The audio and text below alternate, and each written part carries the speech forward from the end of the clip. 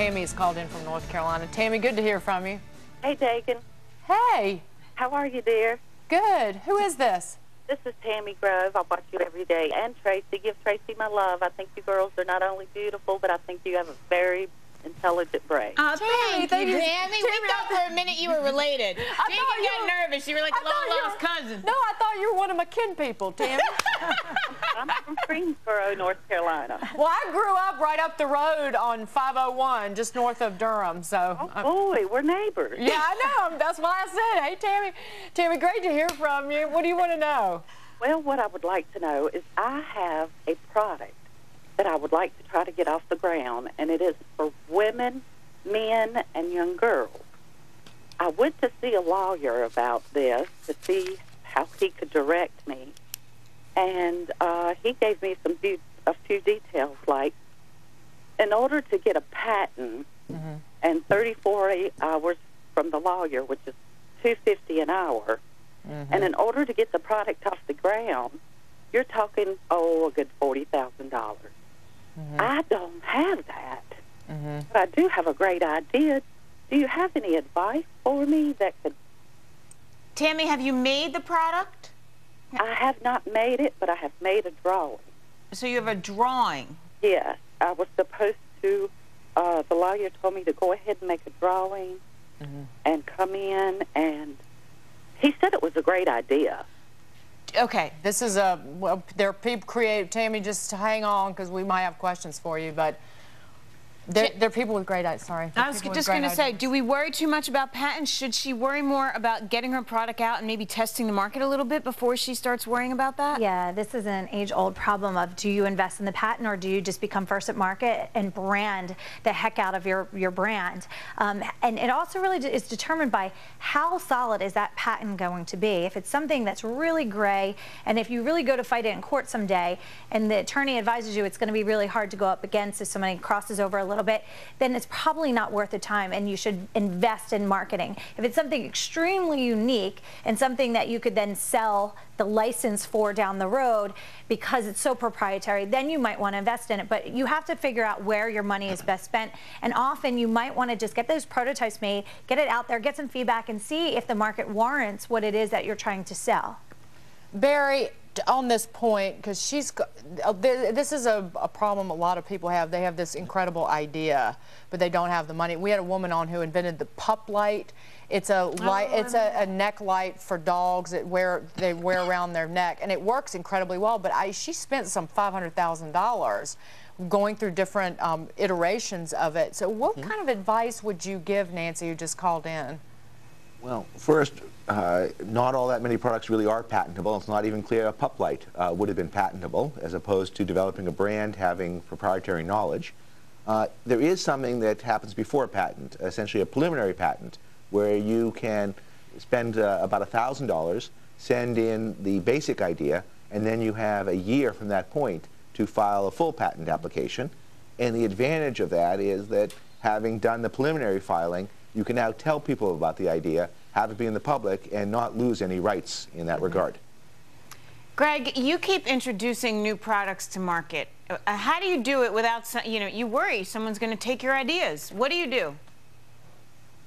Well, I think the first thing is you want to make sure that the product is something the marketplace wants. And I'm always a big proponent of getting something into people's hands and seeing how they use it. Do they fall in love with the product? Does it fulfill a great need? Is there a design problem? You know, are all the benefits being portrayed in a clear way? There's nothing that can be a substitute for that direct interaction with the consumer. So, you know, there's so many ideas out there that I think people get paranoid about, ideas being stolen. But as Barry said, it's really about also building a brand and a business around that idea. So it's more important to be knowledgeable about the market itself and not just be product driven. And that's what's great about a lot of entrepreneurs is they carry the passion, they carry the message, And when you combine the brand and the message and the authenticity behind it, it rises above that competitive clutter and gives a new visibility to the product. And I misspoke. It's Tammy. So Tammy, thank you so much for calling in. But number one, you can file a provisional patent, as Barry said, about $1,000. USPTO.gov is a place to go. Also, we tweeted, and they're thomasnet.com. These are websites that you can go to try and find fabricators. You don't need $40,000, but if you just want to do a prototype of it and come up with the idea, and we'll give you more ideas when we come back, but we're going to just keep talking and answers your questions here on the Fox Business Network. 877-249-9626, or email us yourmoney@foxbusiness.com. Hi, welcome back. Your questions, your money. We got an hour and 8 minutes left. We're going right to the phones. Paul's on the phone from Missouri. Hey, Paul. Hi, how y'all doing? We're great. What's your question? Yes, ma'am. I watch y'all show all the time, every Saturday. Never miss it. I read, I record it. Basically, what I am is an entrepreneur. I own a little small business, but over the last 5 years, I have designed another company. Has excellent growth. It's one of the best things a lot of people have told me has come up in a long time. This might be towards Anthony, but I've been out trying to go to investors, and it's very hard to get into them. And I was just wondering, I've been to Coke, I've been to Disney and other places, but there's so much bull to try to go through to get to them. I was just wondering, what is an easier way to get to an investor for a project? Okay, Paul, do you have a product?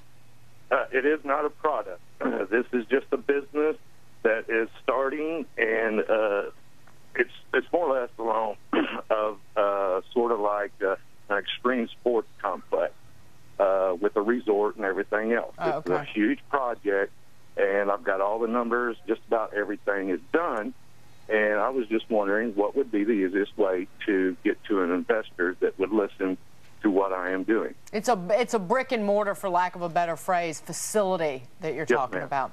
Okay.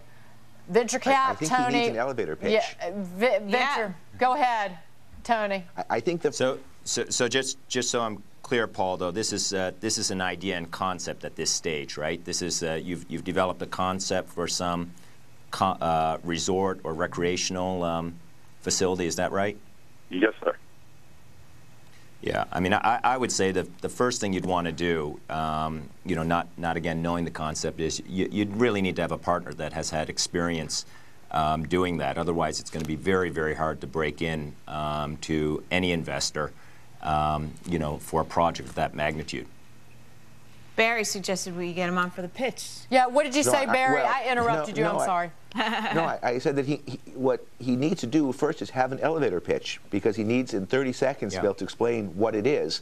And I'm afraid that so far Anthony and I are still a little bit in the dark. Is it a winter event? Is it a summer event? What age group? How big are we talking about? And he's also, I think, talking to the wrong group of people. If it's, for example, something that's a summer sport, go to mountains in Vermont that are looking for activities to bring people in during the off-ski season. Right, that's it. He needs to articulate his point better. Greg, before we run, the hour's almost over. We need some last words of advice for you to give our entrepreneurs out there. You basically keep starting and selling businesses. So what could you say to encourage people out there? Well, I think that believing in your product and your vision and staying true to, I call it a rock, some set of core values that you really believe in, where that's the source of your passion and the source of your brand's differentiation. It's so hard nowadays with, you know, we're being inundated with messages from everywhere and sales pitches, even in the elevator. That you have to rise above all that clutter, and you have to have something that shines through with, I think, a positive message to people around something that solves a problem or fits a need for them, or better yet, is an aspirational you know, vision for people's lives. And that's, in the recessionary period, people need to think about the sense of possibilities, and entrepreneurs are the ones that create those possibilities. So my biggest message is, you know, you have to be prepared to be persistent. You have to be prepared to modify and, you know, evolve your vision with the market, but stay true to those things that drove you there and that original founding impulse. And that's what's very unique, and that's kind of the, you know, like carrying the seed. And I think that, you know, the sky's the limit once you start to be able to bring a team together that has the expertise to take the pressure off the entrepreneur from trying to do everything, because that's a trap. So bring the right people around you, keep connected to your core, and find products and stay in the positive mode of transmitting your business the way you know how. What?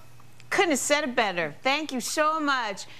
Greg Steltenpohl, thanks for sharing your knowledge with us and your and those inspiring words. We have one more hour left. Everyone else is staying with us. Anthony, Barry, Jen will all be here. We're going to take a break. Keep calling us. Keep emailing, tweeting. We'll get it all.